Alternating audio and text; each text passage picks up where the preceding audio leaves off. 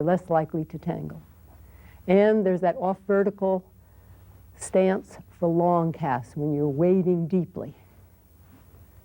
And you need all the leverage you can get. This is the perfect position.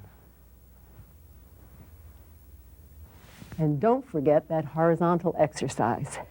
Put out 2 targets. They can be plates or books or anything. Put one out to the right and one out to the left.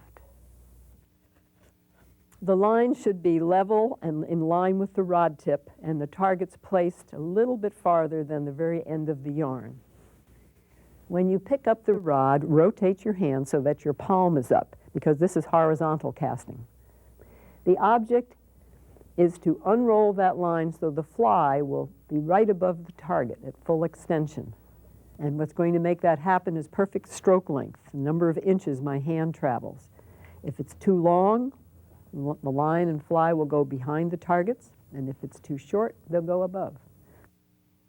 So when it's just right, your eyes will tell you.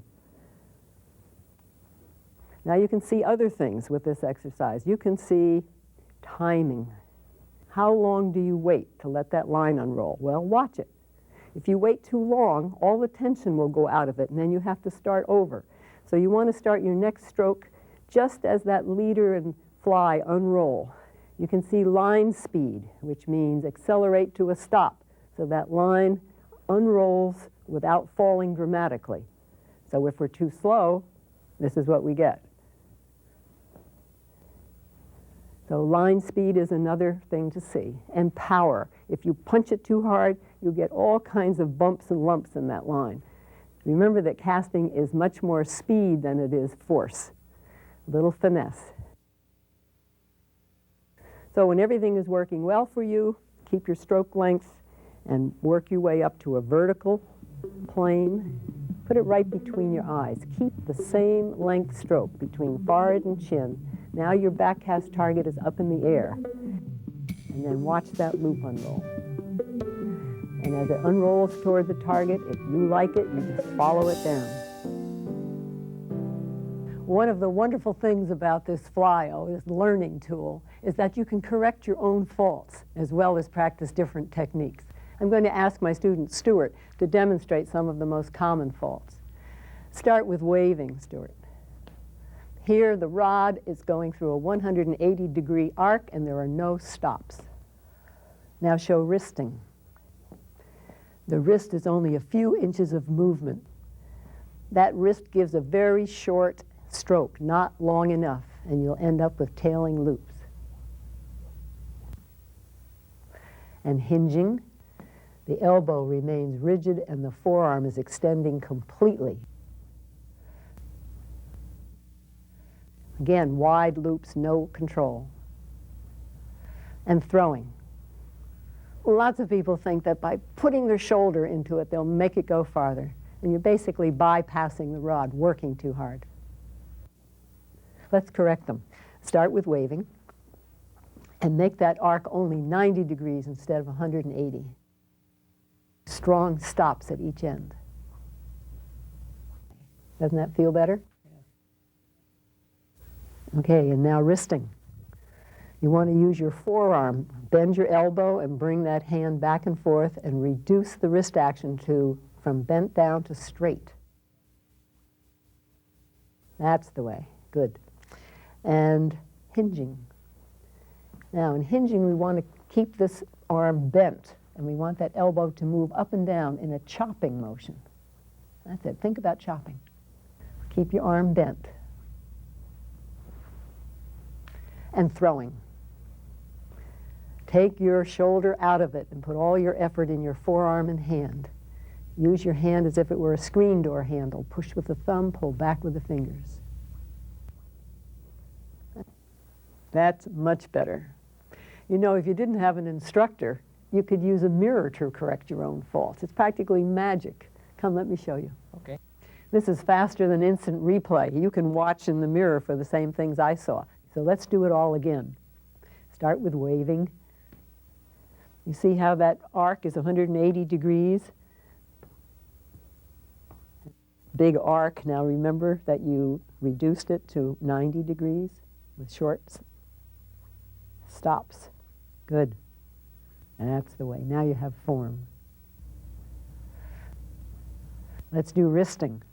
Look and see how short that motion is. And now use your forearm instead.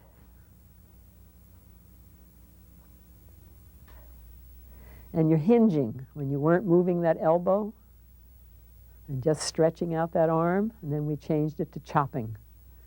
Elbow moving up and down. Doesn't that feel better? All right, now do throwing. See how that shoulder really punches way out there, how hard you're working? Too much shoulder. Look at that. Wow. Fix it. You now fix it, take the shoulder out of it, put all your effort into that forearm and hand. With that feeling of the screen door handle, punch with your thumb and pull back with your fingers. That's looking good. You have the makings of a really good caster. Thanks. And so do you. Use the mirror and watch your casting form improve. If it looks good to you at home, it's going to be even better on the water. I hope that what you've seen has been helpful. Realize that expertise doesn't come easily. You're going to have to practice. But each time you do, you'll see progress. You're also going to progress as an angler through stages. The first stage is to catch as many fish as you can, by the numbers. And the second stage, of course, is to get the biggest ones, so you can take photos and brag. And the third stage is to go after those smarter fish, the difficult ones.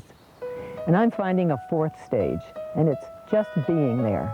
I'm happy whether I'm catching fish or not, just to be in the beautiful places game fish live. I love it all. There's bonding with fishing friends, the history, the literature, and last but not least, just being in the out of doors and having a magic connection to a wild creature. I hope you'll find that too. There's a really good group of people who have made this project a reality. They're committed to the sport and to quality products. As a casting columnist and contributor to Fly Rod and Reel magazine, I've watched the magazine develop to encompass both information and entertainment. Simms fishing products include all kinds of waders and wading shoes and vests and rain jackets, and for chillier weather, the great windstopper jackets and gloves. Simms products keep you comfortable. And of course, I have a special affection for Royal Wulff products, the variety of triangle taper lines designed to meet every angler's needs: books, videos, surface stone flies, and Flyo. The Winston Rod Company and I have something in common. We were both born in the late 20s. Winston makes lovely rods of bamboo and graphite, including the Joan Wulff favorite, an 8.5-foot, 3-piece, 5-weight rod with a special grip I've designed that has a thumb groove in it. I love it. And Bauer fly reels. Bauer is a leader in the manufacture of large arbor fly reels, which help to retrieve line more quickly. Bauer has won Best of Show award at the International Fly Tackle Dealer Convention. To all of these good people, I say, thank you.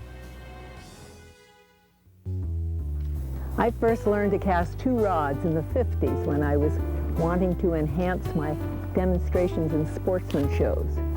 And at first I tried to cast with my left hand alone and found that a bit difficult. But when I added the second rod, it was easy because one just followed the other, and they became synchronized. Eventually I learned to cast them separately. But I've always enjoyed the look of them together. They make a pretty pattern. And I picture myself in a gown with lovely music.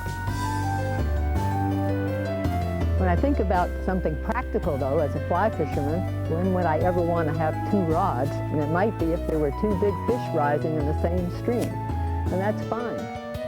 But what if they both take?